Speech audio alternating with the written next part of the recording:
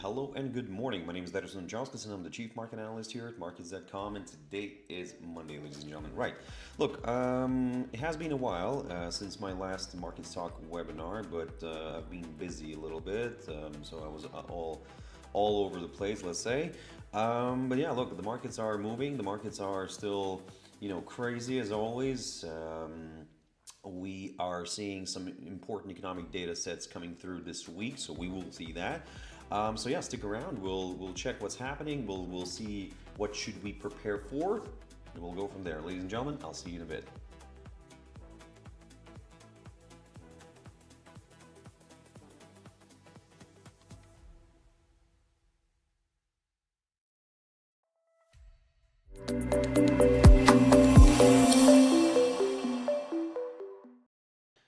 All right, ladies and gentlemen, hello, welcome everybody. My name is Darius Anucauskas and I'm the Chief Market Analyst here at Markets.com, and today is Monday, ladies and gentlemen. Yes, the 16th of February, 2026. Look, long time no see. It has been a while since my last Market Talk session, but again, I was busy a little bit. I had a little bit of a cold, still having some issues with that basically, but yeah, I have a little bit of a more deep and more attractive voice now because of that. Well, ladies and gentlemen, like I said, I hope you're all feeling nice, or at least you're feeling better than me. Like I said, with the past kind of week and a half has been quite an exciting one for me, of course, not to mention also the cold, but hey, trying to keep positive, right? Look, the markets continue to run. The markets have been, as always, volatile. We have seen some things happening here and there, but look, I'll talk about that in a bit. Before we go any further, as always, let's quickly have a read through our risk disclaimer. So yes, the content we produce does not constitute investment advice or investment recommendation and should not be considered as such.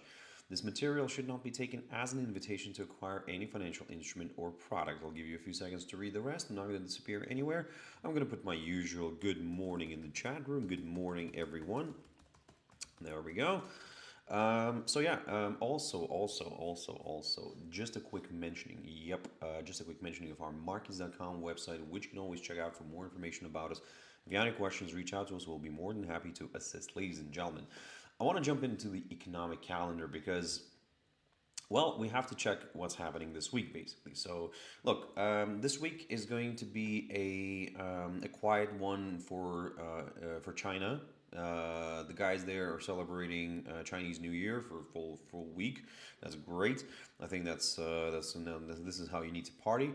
But yeah, the market is going to be closed there, and Shanghai Stock Exchange. They are going to open up. Let me just quickly double check the calendar on Tuesday, the 24th of February. So yeah, if you're trading something China related, ladies and gentlemen, just, well, probably chill.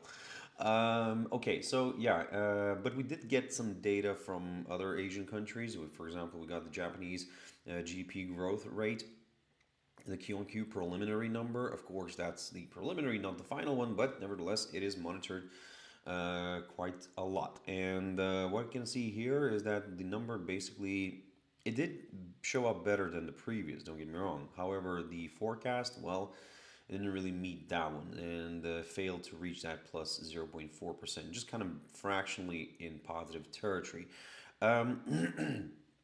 Now, with other numbers, yes, all other these GDP figures, they're also they're better than the previous, but yeah, it didn't meet the forecast.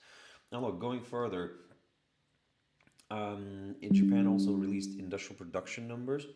As you can see here, the month-on-month and year-on-year. The year-on-year has been quite a good one, actually. The month-on-month came in as forecasted. Okay, going further down the line today, industrial production numbers from Eurozone, from the European Union. Let's see how those come out. Then basically this week is also full of speeches, full of Federal Reserve speeches. So we might see quietly something coming through there, and you're suddenly wondering, oh, why the hell market kind of moved suddenly without any big data on the economic calendar. Well, there was a speech of some sort from a Federal Reserve speaker, Federal Reserve member. So yeah, just keep that in mind.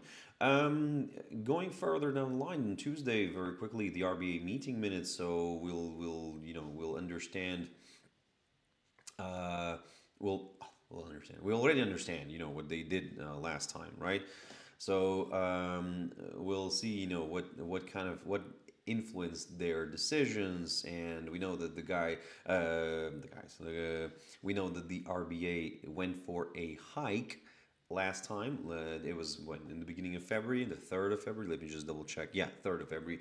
So they went by 25 basis points to the upside, unlike all the popular other central banks across the world, which are currently like either on hold, from cutting, or they're actually considering to cut. So yeah, this is a little bit of an unpopular move, I would say.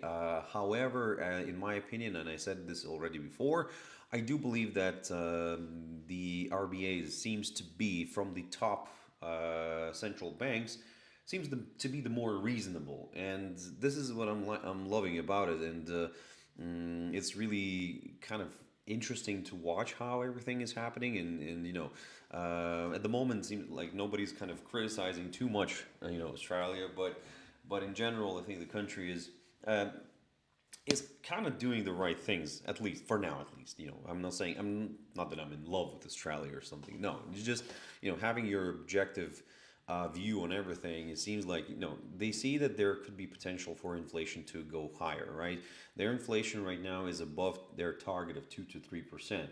So currently, their inflation was the headline year on year is sitting at around what 3.8, yeah, something like that, and it's getting closer to 4. So it's like you're afraid that the economy might be overheating, or could potentially overheat. And in general, I do believe that the trajectory of going further, inflation could be the one. Could be the one that could suddenly start forcing the stock market lower, because it will force other central banks like the Fed as well, the ECB, to actually consider. Either pausing their rates for a longer time, or actually going for that hike. So again, it's a tricky part right now, in my opinion, for some of those central banks which are not doing anything, and or at least thinking of maybe going for a cut. I think it's a tricky situation. However, of course, we'll see. Time will tell. We can try to predict as much as we want, but it's up to the faith, right? Or the higher powers, as I like to say. Okay, look, and going further down the line in terms of economic data on Tuesday, we're going to get the German inflation numbers, UK unemployment figures as well. So let's keep an eye on those. If you are trading something euro related or the pound related, then yeah. What's interesting, ADP employment change weekly. Now that's the number I'm going to be watching. It's a weekly number. It's not the monthly one. It's the weekly one. We had the labor numbers, the ADP numbers before. I think it was not last week. Was it last? No, the week before that. So yeah, it's an interesting moment here as well. I mean, I do trust the ADP for now more than the NFP, because last week, let me just show you what happened last week, because I wasn't running the webinar, but I think it was on Thursday, if I'm not mistaken. That was a weird one. Or was it, just a second, let me just refresh my memory. When was that? Was it Wednesday? MBA, there we go. Non-farm, yeah, Wednesday, sorry. So non-farm payrolls, 130K. I mean, really? You really think that this is like, again, I might be wrong, but it doesn't really seem, suddenly you have such a spike. Where's that chart? Let me just show you the chart. Let me just save this very quickly. Let's launch the chart. Let's have a look what's happening here. Honestly, come on, like you're having such a major spike here. What are you going to go back to above 200s? I really doubt that. I don't know. Like, there's a little bit of manipulation in here, in my opinion. I really don't think that the economy is so good. Suddenly, you were here. It's a downward trajectory. Honestly, And we're do you think that maybe somebody will say, "Oh, but maybe we've hit like rock bottom, and now we're gonna just go back up again"? Maybe we could see something like that, but I will really watch the ADPs. Honestly, to me, the BLS, the Bureau of Labor and Statistics numbers are now a little bit are kind of still on the shaky ground, and I really don't trust them too much because again, because of what happened with the whole government shutdown in October time, and how the data was all over the place, and there were issues with collecting data, and it kind of leads to that reputational. So I said it then, and I'll say it again. Um, I think it will take time until I will trust again, the BLS data. So for now, when I see some moves like that, I'm sorry, it's a little bit, I think it's a little bit over manipulated. However, we'll see, of course, how. So ADP for now to me is the more credible source. But again, that's me personally. Anyway, so yeah, we had some interesting data here. Let's go back into Tuesday here. What's happening this week on Tuesday? So we have, or by the way, we're getting inflation numbers from different top economies. Canada, there we go, one of them. We're going to be seeing, we don't have a forecast here. Interesting. But the month on month is expected to increase. Okay, look, Canada, inflation. I will say this way. Where's that? Where's that? America's. Their inflation has been on the lower side, and their interest rates have also been on the lower side. Now, however, 2.4. 2.4 is the last number, and it's above target. The target is around 2% for the BOC, and it's above, right? I mean, it's something it's something to watch again, and something that I think that could pick up again. And in my opinion, what we're going to be seeing this year, I think we will be seeing higher inflation just because last year we had all the tariffs, and normally for people, it takes a while. It takes a year, something to kind of get into this idea that something bad is happening. So last year, in the beginning of the year, we had tariffs, right? April, remember the big explosion, boom, and now I think the people are going to start feeling the fruit, and the fruit of all that, and that's where my issue is, and this is where I think that inflation could slowly start creeping up, and people will start, okay, you know what, actually it's all wrong, because eventually all the U.S., especially U.S. producers, retailers, will start passing on the cost. Maybe now they were absorbing in order not to have this shock, the economic shock, they were absorbing throughout 2025. But now I think that slowly they will say, you know what, guys, honestly, it is killing us. So unless the rates go down, maybe that could help out a little bit. But the moment, yeah, it's a tricky one. It is a tricky one. Now, look. Long story short, for now, I am keeping a very close eye on this. Of course, keeping an eye on the inflation numbers from Canada, because again, that it will determine how they will proceed with their interest rates. At the moment, they're sitting at 2.25, but yes, certainly we understand that maybe it could be a moment for a hike at some point. Going further down the line, and on Tuesday, nothing much, nothing major here. NY Empire State Manufacturing Index, okay, yep. So that's kind of it. Then we have another Federal Reserve speaker, Federal Reserve member speaking. Yep, so there we go. Then going into Wednesday, trade balance from Japan. Okay, now this is going to be an interesting one, because it's going to be the one that after Sanae Takaichi's super win, which kind of it's not really a surprise, to be honest. It's like you're running an election, so you decided to run another election just to prove a point in a way, like that everybody's for you. Of course, memories are still fresh. So anyway, but the interesting bit is here, the trade balance. I mean, currently the forecast is for a very big drop. I mean, wow. That is a very big drop. So my problem with Japan is maybe they're going to be showing these numbers right now, like bad numbers, in order for the BOJ not to go for a hike, or delay the whole hike, because we know that the BOJ is on plan, is planning to do all that. And why are you going to go for a hike if the economy, let's say, economic numbers are not very good? So, not that I'm saying that this is all manipulated, but I'm sorry, I'm losing trust in the whole politics and economics in lately, so now you need to look at it from the perspective what's convenient for whom, So, I need to delay the hike by the BOJ. Hey, there we go. I'll show you some bad numbers, bad economic numbers. It's kind of like it's like this chess game all the time you're watching.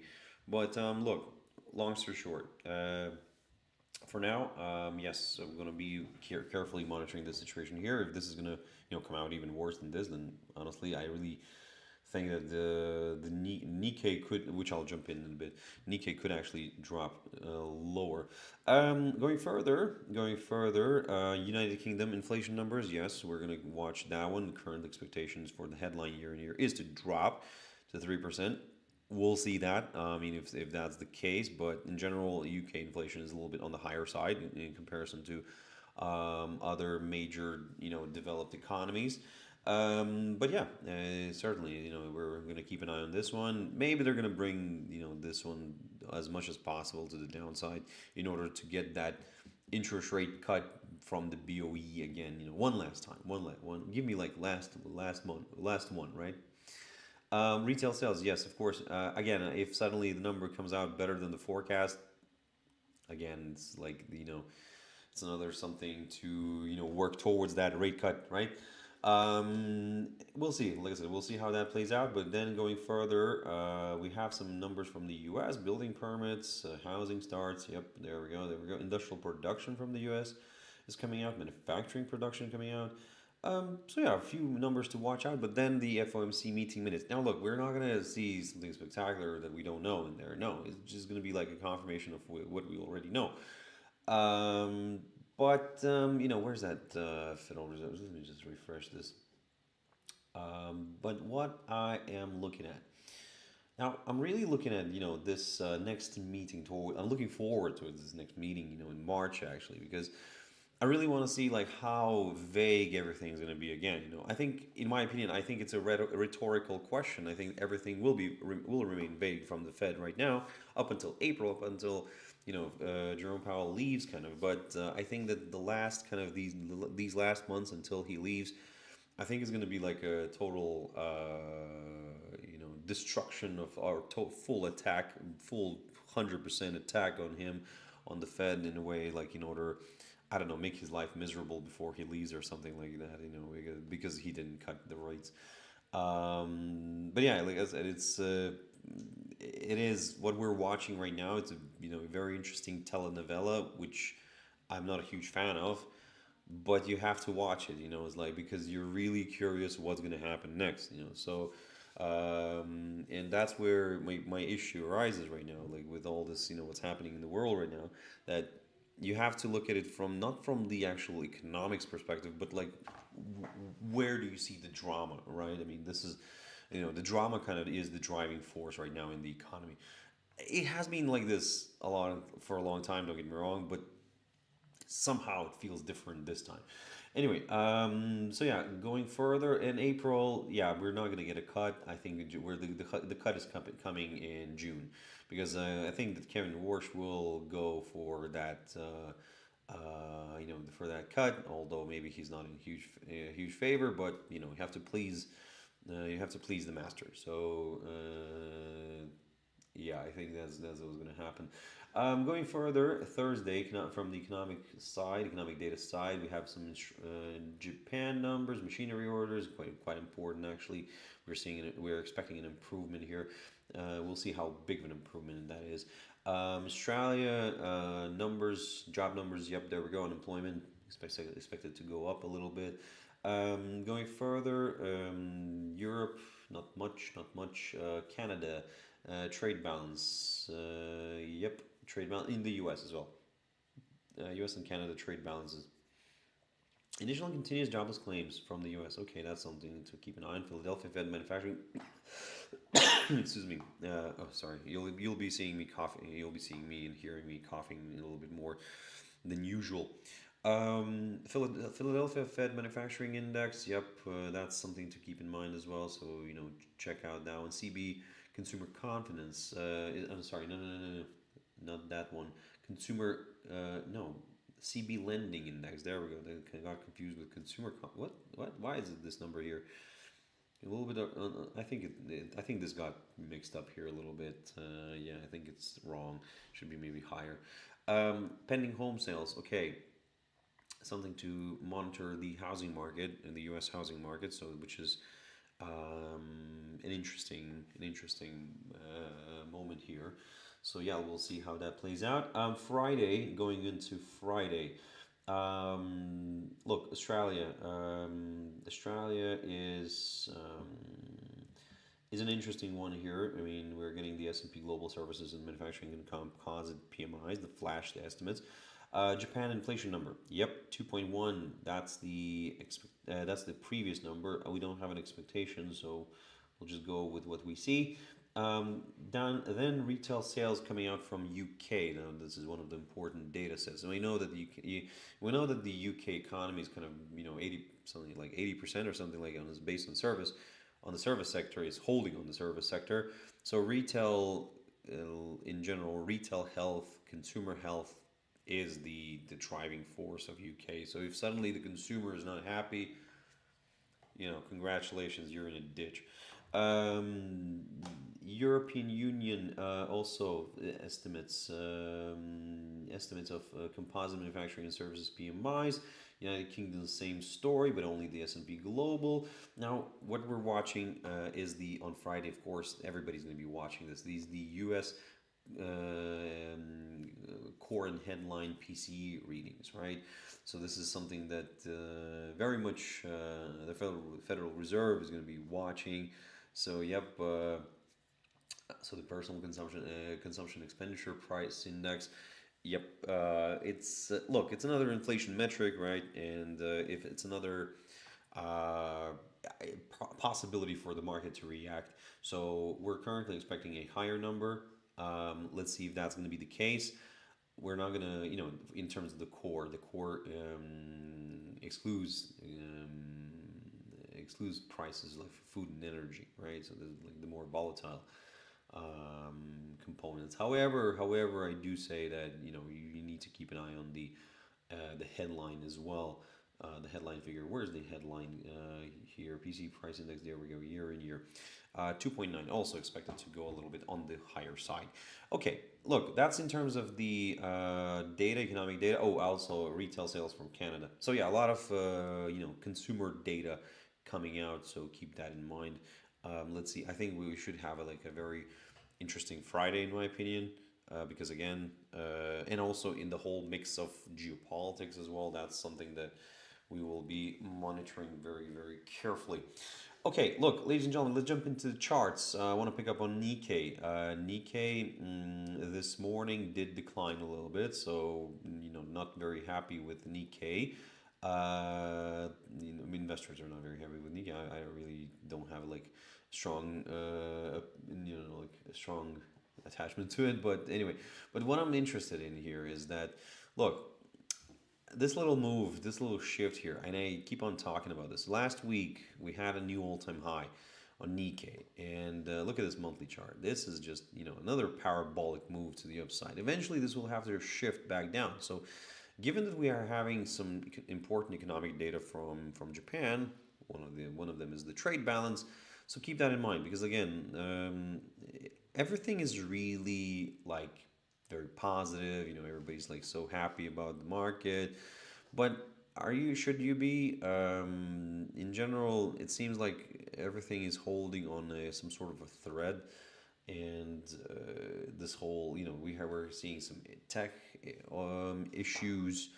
Markets are getting a little bit more shaky and shakier and shakier. I'm not encouraging you to start panicking or start selling now. It's just that, again, whatever comes up must come down. and you cannot really have it, all the time to the upside. So we saw precious metals, right?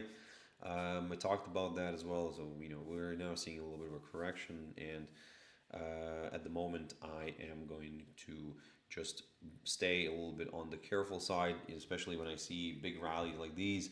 And another thing, looking at the technical picture, okay, we had some great breakouts. I think I need to clear up the chart here a little bit. We've had some great breakouts, and you know what? Let me just do that. Remove all the drawings. I love to watch the all-time highs. I really do. But why I really do like to watch them is because of this. Let's say on Thursday we go and hit an all-time high. On Wednesday we also go and hit an all-time high. So this is the high of Wednesday. But then on Thursday we go and overshoot that. But what's interesting is always is we fail to stay above that, and we fail to stay above this, above that previous now, all-time high. And to me, that is a little bit of a bearish indication. And we were seeing a bit of a drift lower here, so everything seems to be kind of working in that, in favor of the bears. This is the low of Friday, 56,652, roughly ish around there. If we do drop below that, I think there is an opportunity for a move lower, ladies and gentlemen. I think that we can draw some upside lines. I think they're all going to be tentative. Don't get me wrong. I mean, they're all kind of us trying to interpret the price action and where it could go next. And in this case, I'm going to draw this upside line here, taken from the lowest point of 2025. I think it's quite logical here to do that. Yes, it only has two touches. Maybe we could draw something else here, a different story. But that's already like I said, it's a matter of taste, matter of interpretation. So I'm gonna keep an eye on this one instead. And we can see that we're having to kind of distance ourselves further away from that upside line. So in a way, there is an opportunity kind of to go back and retest it. Meaning that we could see some further declines. But look, I don't want to rush into things, okay? I want to go slowly on this. I will wait for a drop below Friday's low, and then I'll go from there.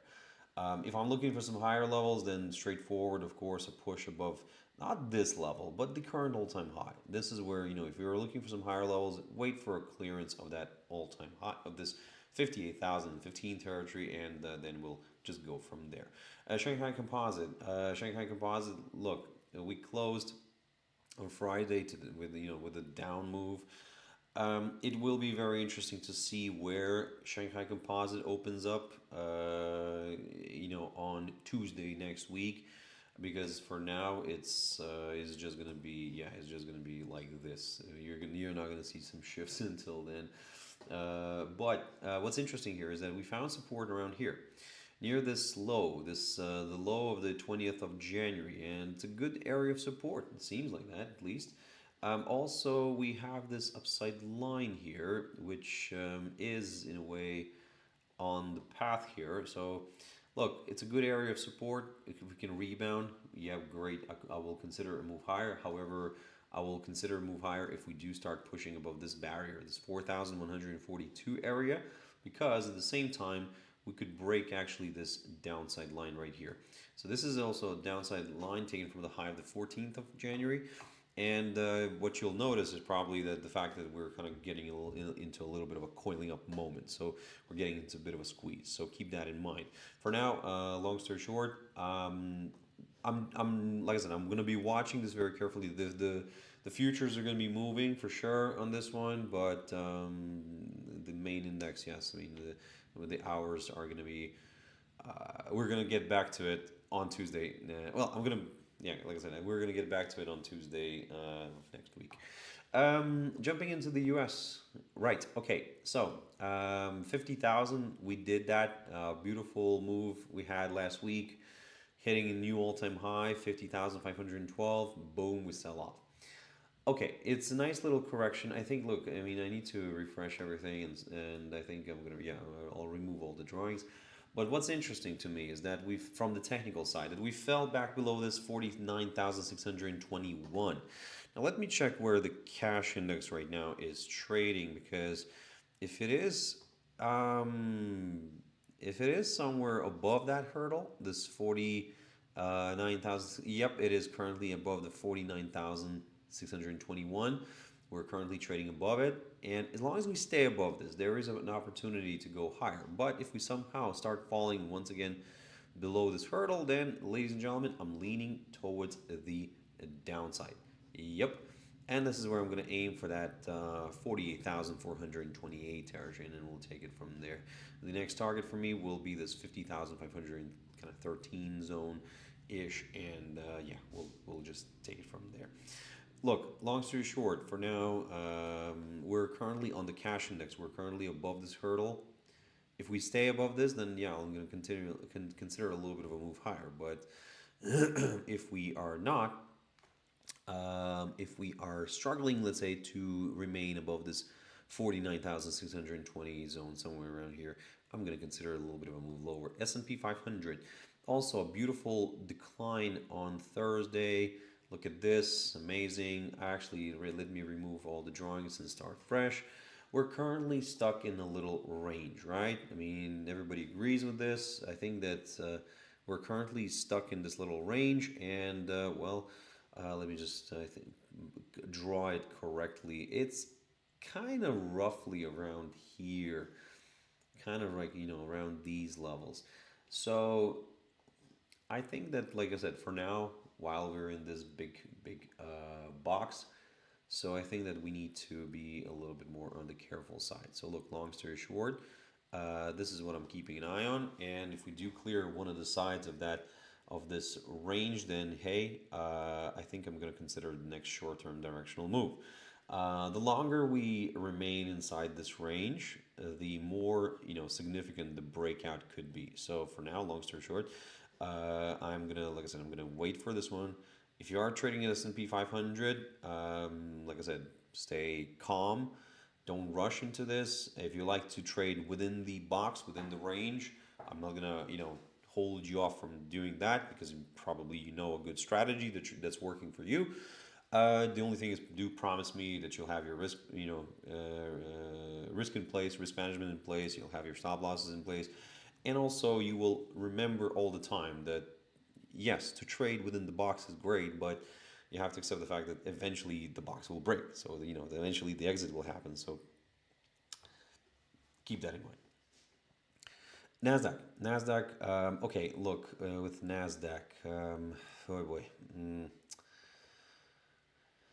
It had a big decline, and the question right now, I'm looking at the chart, is it going to be like, are we going to see a follow through?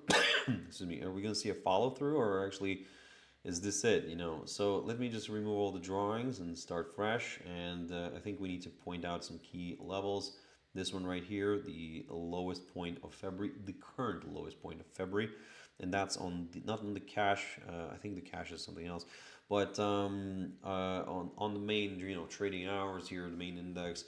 So this is what we're looking at. This is what we're keeping an eye on here. So 25,382 is the barrier that I'm watching for the upside. If we get a nice clearance of that, great. More buyers could join in. But the fact is that we're closer right now to this 24,455. That's kind of scaring potentially could be scaring the bears. The bulls. Because it could allow the bears to step in here and take advantage of the potential breakout, and go lower. So I'm not gonna, like I said, I'm not gonna rush for now. I'm just gonna keep an eye on this, and if it breaks through one of the sides here, let's say this 24,455 zone, hey, forthcoming lower low will be confirmed, potentially attracting more sellers into the game. German index DAX. Let's have a look at this one. Okay, we cleared the upper side, that's wonderful. We did that a while ago, but I'm not removing that box yet because it's kind of acting as a good area of support. So if I'm looking at some higher levels, then kind of this supports the idea of some further upside. But I need a clearance of this 25,000 kind of 100 zone. If we do that, I'll go to the upside. For the downside, I would prefer to wait for a drop below the 24,000 here, 266. These are the lowest points of January, if I'm not mistaken. Let me just double check. Let me confirm. Yeah, this is basically the lowest point, the current lowest point of this year. near the 24,266. If that gets cleared, ladies and gentlemen, it's opening the door to some lower areas. The FTSE 100, yeah, okay, good. Good movement in general. Let me just remove everything here and start fresh. Excuse me. So yeah, it made a little bit of a move to the upside today, but it's kind of struggling to go for these levels right here. Look, we had a great run last week. We created a new all-time high, 10,535. Amazing. But what I'm watching is this one, the 10,472. If we continue to struggle to overcome that barrier, that's going to be quite an interesting one here. I would say that will be quite an interesting one, and it could result in some lower levels. But if we somehow push back above the 10,472, okay, great. I will consider maybe a bit of a move back up. So for now, I'm being very careful. If you're not really comfortable with this idea, what you can do here is you can keep an eye on this little hurdle here, this area basically. It's not really like like a specific level. Well, basically 10,380 zone. That's something that I'm going to be watching very carefully for the downside. DXY, dollar index. There we go. We remain inside the box. This is what's interesting, and especially on the weekly chart, it looks good. So we continue to trade within this area, within this range. So to me, of course, that's I would say it should be seen as a positive, because if we are, we broke the lower side of the range here, this box, and then we actually got back inside of it. So it's kind of pointing a little bit towards, the upside, I would say. But look, given, if we follow technical analysis, right, and we look at like ranges like these, and whenever we see a range, we look at the prevailing trend. The prevailing trend was to the downside, So what does that mean? It means that there is a greater chance for this one actually to break out lower. However, a first breakout is required. Let's jump into VIX. So volatility, we saw increased volatility here last week. Okay, good push on Thursday here, but Friday, yes, we had a great run, but now we're seeing a little bit of a decline. Look, in my opinion, I think we could actually travel back down here, maybe back to that 17, 18 territory. But I really, like I said, I'm really interested to see if this upside line, which I have drawn here, but I would say, you should not be doing this in a way, because this is a little bit, well, not a little bit, but actually very, very much subjective. So, but okay, so far it seems to be doing a good job. So far it's doing a good job. It's working. Let's see, if this is gonna be okay going further. For now, for now, I will just say that I'm leaning a little bit more towards the downside, especially if we fall back below this 20 zone. Okay, let's jump into the Forex market, ladies and gentlemen, very quickly. AUDUSD. So, okay, great results here. I think this arrow has to go this way now. We cleared the 0.7055. We remain above it. Maybe somebody will say that it's forming something of like a head and shoulders pattern here. I would say I wouldn't argue with that. However, I need to drop back below this hurdle here, below the 0.7055. If I can get that drop, great. I'll consider a move lower. But for now, it's an interesting one here. It's a tricky one here. Yep. For now, I am leaning a little bit. Well, I want to say to the upside because of the weakness in the US dollar overall, but maybe a few outbursts, temporary, like short-term outbursts in the US dollar could happen to the upside, and this is where such pairs like AUD, USD, could actually feel the heat a little bit. And given the fact that we're forming something of a possible head and shoulders pattern, well, given the fact that we're struggling with a 0.7094 territory, kind of points to the idea that maybe we're looking for some, lower levels. But again, I need to drop below the 0.7055 level first. AUDNZD, good area of support near the 1.169293. However, I would prefer to wait for a drop below this hurdle first and in order to consider some lower levels, but certainly at the moment the upside scenario is the more attractive one. AUDJPY, okay, look, AUDJPY is something that we are monitoring very carefully here, because again, it's our risk on, risk off monitor. It's, this is something that the market shows that if it's in risk or risk off and risk on environment. At the moment, it seems like, yeah, risk off kind of was dominating for a little bit. Risk on is kind of pushing back in, also in the combination with a weaker yen overall. Look, if we somehow push back above the 109.37, yep, I'll consider a little bit of a move to the upside here. But if you're looking for some lower levels, ladies and gentlemen, a break of this upside line drawn from the low the 6th of November of last year is required. However, I do accept the fact that this could be seen a little bit as a a tentative, a little bit of a subjective line. Let's jump into EURUSD very quickly. Let's see what's happening here. Looks like a bullish formation to me. Looks like a bullish flag. Also, as long as we remain above the 20-day SMA within the Bollinger Bands, hey, I'm kind of leaning towards the upside. The downside scenario now, this one to me is, okay, I need a break. Of course, I need a break. I need a break from everything. But I need to drop below this little hurdle right here. This is 1.1776. If we can get a drop below this, this has been a good area of support. If we do drop and stay below it, then yeah, great. I'll go further south. EUROJPY broke the upside line. It's not feeling the love. AUDJPY is still holding. EUROJPY is, well, it's still holding above the 100-day EMA. If we continue to trade above that, then yes, great. Another decline here could be possible.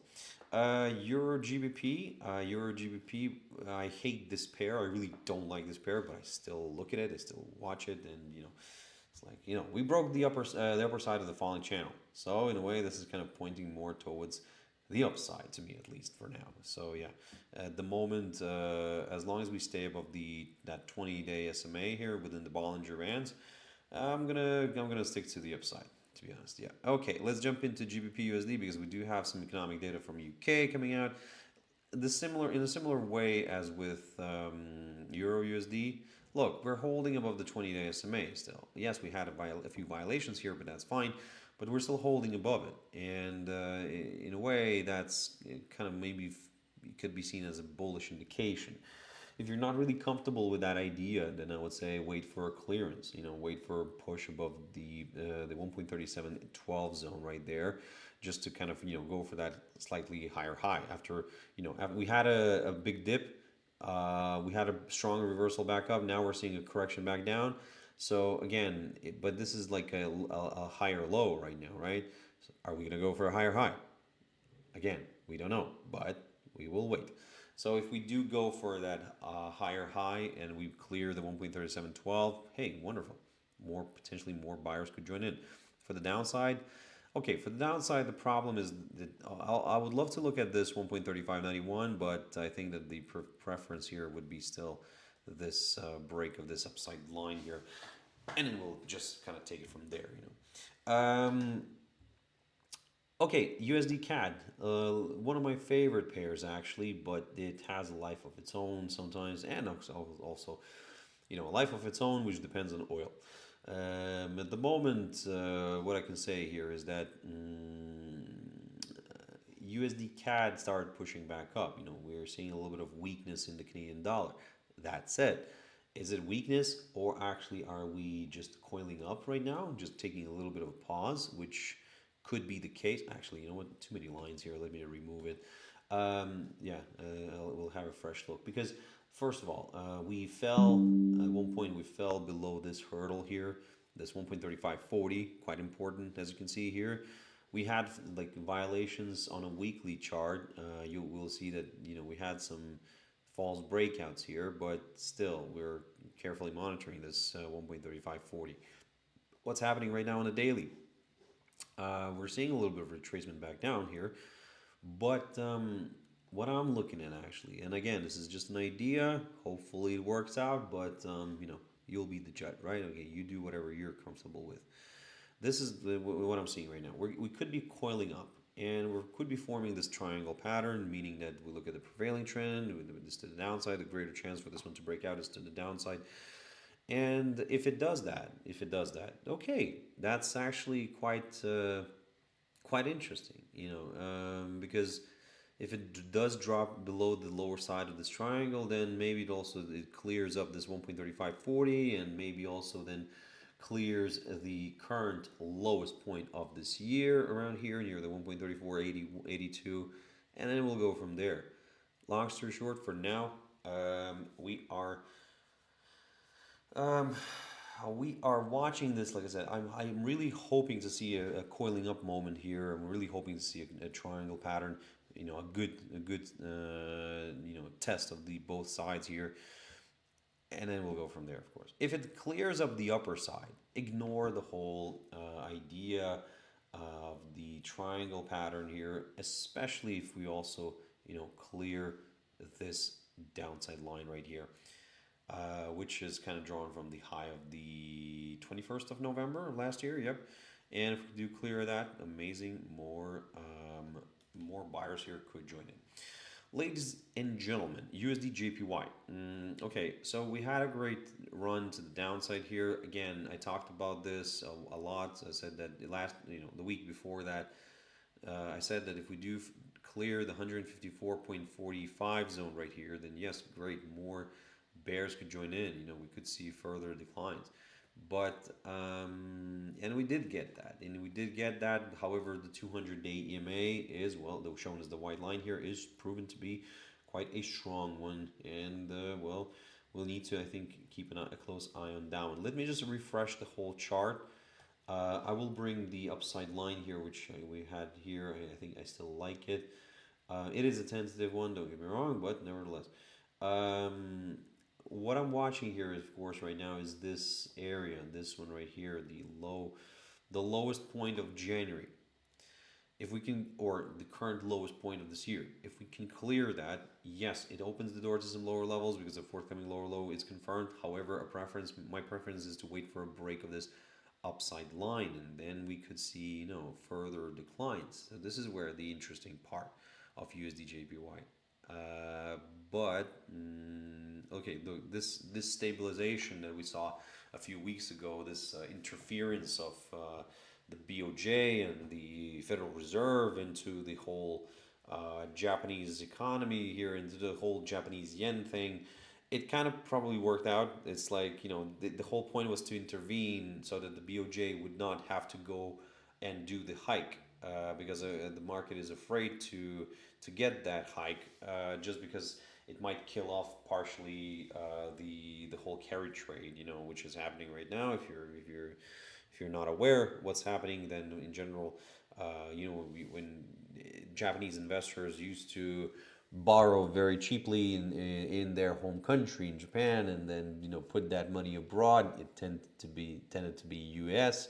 And so you're basically gaining on the higher interest, the difference of the interest rates, and you're borrowing with a lower interest rate, you're putting it somewhere with a higher interest rate, and it's a safer option in the U.S. And there we go, you're gaining, on the difference. Congratulations to everybody.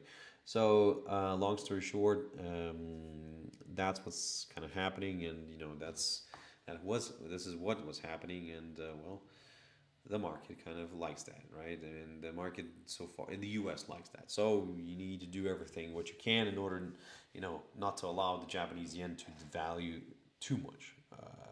Otherwise, it will raise the speculation of a BOJ interest rate hike. Not that it's not good for the Japanese economy. I mean, the weaker Japanese yen is still better because, again, it's better export opportunities.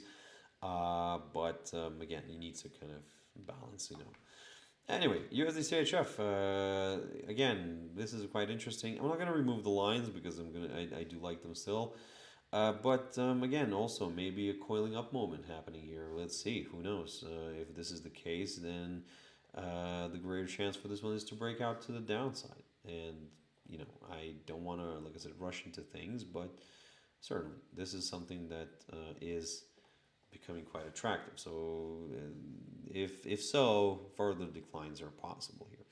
Ladies and gentlemen, let's jump into the commodity world. Okay, gold is continues to flirt with that 5,000 zone. And to be honest, look, if you just purely ask me for without looking at the fundamentals, ask me for a technical picture, I will say it's bearish, because you have a big decline. Now you're having a gradual, correction here. You have like some sort of like a bearish flag formation in a way. So if that's the case, then yeah, further decline, there could be some more declines, and it could come, it could align itself with my theory of whatever comes up must come down eventually. Look, this is a monthly chart. We're still in positive territory. We're struggling to reach the highest point, the all-time high of, which we reached last month in January. We're struggling with that, but the level that I'm watching is the 4,000 kind of 895. If we do fall below this, I will consider further declines. So I do like this area a lot. You can see that we came close to testing it last week. We tested it actually for a couple of days, and then we rebounded and we pushed back up. Now, am I getting very confident with the upside? Well, not really, not yet. 5,091, 92 zone right here. I'm watching this for the upside. If we can get a clearance of that, great. More buyers could join it. So at the moment, we're kind of stuck in this little area, and waiting for clearance of one of the sides in order to get comfortable, in order to consider the next short-term directional move. Silver. Now look at this one. Look at this one. Okay, I want to get rid of everything and start fresh. Yeah, I got rid of it. I want to have a look at this monthly chart. Look at this. We're in negative territory for this month. Wow. I mean, it has been a roller coaster ride, honestly. Look at this big move which we had. Then we had a major sell-off. 121. This is something. I do believe in a correction, a further correction. I'm going to be one of those party poopers that are going to say, oh, you know what? I do believe in a correction. I think it's going to go lower. Look, we did the 23.6. We did the 38.2. I'm measuring this Fibonacci retracement from the lowest point of 2022 to the current all-time high. So we did the 50% at 1.69.60. We failed to stay above it. Actually, you know what? Can I draw this? Does it make more sense? No, not really. Everything is really subjective here. So at the moment, look, I do believe that we are going to see we're not going to see like the 25s again, maybe, unless something really extraordinary happens. But I think that then what we're going to see new norms. New norms for me are going to be here. These are my new norms, around the 50, maybe 49, 48. So I think that this is quite a reasonable, logical level of retracement, area of retracement, sorry, around the 50s. And I think that from here, the market will establish that this is the new floor, and we will kind of maybe rebound back up again. We'll go maybe to the 90s or something like that. But look, I said it before and I'll say it again. I talked a lot about this in December, January. I said whatever comes up must come down. We're seeing this, so this is quite logical. We're like $50 away from where we were, like in all-time highs. Come on, like honestly, this is $50. This is like, and this is normal, right? So I think that we will see more retracement. Are we going to see it now, this month or something? No, I don't know. I don't have a crystal ball. I only have this one, here. And that's where I'm trying to kind of understand, are we going to go and hit those 100s again? We still have half a month left in February. So maybe some upside, I would consider some upside.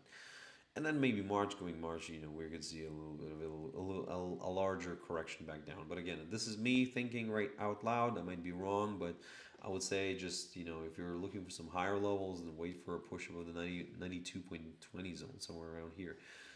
For the downside, well, okay, for the downside, what I would do here is I would keep an eye on somewhere on this area right here, this 70.54, and if we do drop below that, I'll go to the downside. Gold and silver ratio, you can see that it's stabilized. Gold is now again the more attractive one than silver, which is fine. I said to you that when we were hitting these levels here, it will correct back up. It will correct back up, and there we go. Platinum. Okay, platinum is Okay, this one looks a little bit more bullish than bearish, to be honest. Why? Because just purely from the technical perspective, let me get rid of everything, the drawings. So I'm looking at this formation here, and whenever we have a strong decline and then a gradual decline like this here, it's not like a falling channel, it's more like a maybe triangle here, but still it's in decline. That tends to break to the upside at some point. I don't know when. It might still go down here, but eventually at some point maybe it will actually clear up this area, this 1,700, something like that. At the moment, I'm watching this at the moment, and maybe like later on it will be a different level. So if we do clear this, great, we'll consider a move higher. So at the moment, while we kind of are in this little negative environment, I think yes, it could continue, but do not underestimate. I think Palladium could move back up. The same story with platinum. Palladium, I like Palladium a lot, so yeah, it is forming something interesting. Copper, very quick. Yeah, the same story. Copper here, getting a little bit of a decline, but let's face it, if it struggles to drop below this hurdle here, this 1,156, a nice push back up here could be possible. Sugar, my beloved sugar, continues to slide, and it's interesting. Look, it's interesting. I talked about this. I said if we do fall and stay below the 14.39, yeah, further declines are possible. There we go, 14.05. We broke that. The forthcoming lower low has been confirmed, and is it time for a reversal? Well, I don't know yet. I would say it's still on a move lower, so there could still be some more how to say it, downside levels here to come. So keep that in mind. If we somehow push back above the 14.05, hey, I think that more buyers could join in here. Very quickly on WTI oil. Now look, this is an interesting part here, and if we are looking at the downside line here, if we are looking at the downside line, then the downside line is drawn from the, let me just, it's a long one, taken from the highest point of 2022. And we're currently, very close to it. We're still holding above the 200-day EMA, so that kind of brings that little positive moment into all this. But if we do break the downside line, yes, certainly more buyers could join in. But in general, I am a little bit more on the bear side on the oil still, because I do still believe that the White House administration doesn't need the stronger oil. I think that there could be some more downside to come. Certainly, the geopolitics right now are not helping, the bears, because again, with the fears of, maybe still striking Iran, then, this kind of absurd. This is kind of, yes, this is still keeping the oil prices kind of elevated a little bit, but is it hurting the U.S. economy? I think so. Very quickly on Brent oil, similar story. We're seeing, yes, holding here moment. Again, the same. I can't say anything else. It's the same stuff. Where we're waiting for a catalyst of some sort to force it to make a move. At the moment, this move is not happening. So hey, let's see. Which area we're gonna break first. Natural gas very quickly, and then we'll shift to the crypto world, which is getting hammered a little bit. Okay, look, natural gas. We broke below the psychological 3 level, and we're still staying below it. We're near this hurdle here, this 2.99. We are breaking it as well, and for me right now is the possibility of seeing further declines. Yep, it's getting increasing more and more. I will then target this area near the 2.77, then the 2.62 zone as well is something that I'm going to keep an eye on. But certainly this move here, this big move to the downside that we saw, wow, I mean, I think it could continue a little bit more after such a major kind of move that we saw here in natural gas. This moment of speculation for a few days. Congratulations who caught it. Congratulations who caught the move to the downside as well. So yeah, But yeah, I think we could see some further declines. Bitcoin. Let's jump into crypto. Bitcoin. Okay, look, there are of course a lot of thoughts circulating this. First of all, I want to remove all the drawings and have a fresh look, and especially on the monthly chart. So you can see that we have cleared some key areas of support. For example, this one here together with the area right here. So this whole area between the 73,800 and 74,450, we dropped and we stayed below it. So in a way, there is a chance of further declines. I am kind of sympathizing the area of 55, although I would not like to see that move, but something tells me I cannot go against logic here. But unless we pop back above this whole zone right here, the one that I was talking about, this 74,450, if we do push back above it, then great.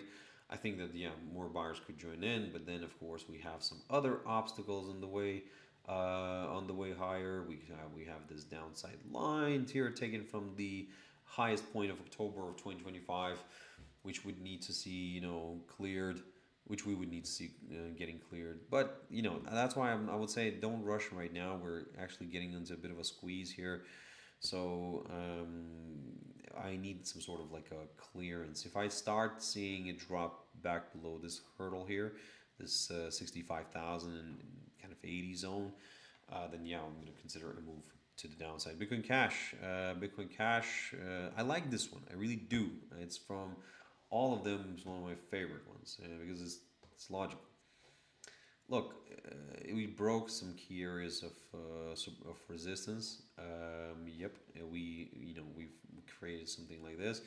We're currently creating something like a bullish flag. If that's the case, then I'll wait for a push above the 572 territory, and then I'll go for the 600 zone again. So for now, I do like Bitcoin Cash. I really do. It's one of the ones with the common sense. And look at this beautiful thing here. It's just kind of moving very much logically, very much kind of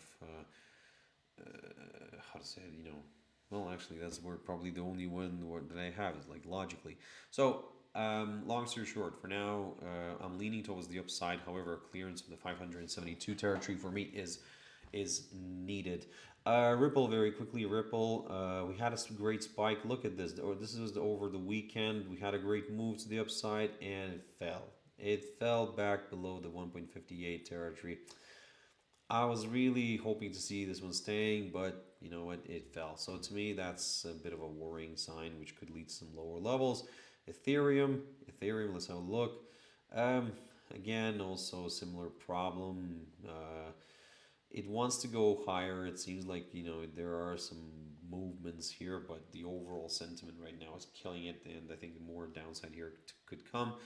Ethereum Classic, this one's holding up a little bit more than others, so okay, great. But if it starts falling below this hurdle here, this 8.05 area, then yeah, lower levels could be met. Litecoin, okay, Litecoin, it is an interesting one here, and it is, it wants to go to the upside, but it's struggling. It is struggling, and it's like trying to find some, strong grounds here, but it's struggling with the 20-day SMA here within the Bollinger Band. So if we get a nice clearance of that, okay, I'll go higher. But at the moment, it's still the downside scenario is not off the table. Dogecoin, good result, good move. I need to remove all the drawings here because it's getting messy. But the fact that it started drifting very much to the downside here, it's a tricky moment here. It's a very tricky moment. So I would say I'm not going to go either positive or negative, but if it starts clearing one of my levels here, then yeah, I'm going to consider, the next short-term directional move. And so for the upside, I need to see a push above the 0.1145, 75, sorry. For the downside, a drop below 0.0879. Polkadot. Now, at one point, it looked quite promising. It did go higher. It found resistance near this 1.4464, and look, this is the level that I need to see it breaking. I do believe that I need to get rid of some lines here. I think all of them actually, and have a fresh look. So you know what? I think that maybe we will reduce some of the barriers, some of the levels here, and I think that Polkadot. Mm, why is it not capturing this one right here? Yeah, Polkadot is stuck, and it has the potential to go higher, but I think that it needs to get a clearance of maybe this level, the 1.4068 actually instead. If we do get another clearance of that and we stay above it, then great. I think more buyers could join in. Tron, my favorite one, the last one for the session. And that's basically okay. It's a mess. I mean, I talked a lot about this before. If you remember, I said about these upside lines here, which worked out nicely. So let's remove all the drawings. And if we're looking for some higher levels than on Tron, then certainly wait for a push up to 0.2838. If we're looking for some lower areas, then a drop below the 0.2738 zone right here, I think could be nice. Maybe even we could start looking at some lower levels from around here, actually, the 0.2760. Yeah, I think that would be a little bit better. Okay, ladies and gentlemen, that is a wrap. Thank you very much for watching and listening. I think I overstayed my welcome a little bit, but again, haven't seen you for, haven't run the Markets Talk webinar for quite a while now. Hey, what can I say? Join me on Wednesday, right? Join me on Wednesday at the same time. Check out, don't forget to subscribe to our YouTube channel for more info. We'll try to, I'll try to get back into this posting more videos on our platform just for more analysis. And yeah, we'll go from there, ladies and gentlemen. Let me know in the comments what you think, if you have any questions or not.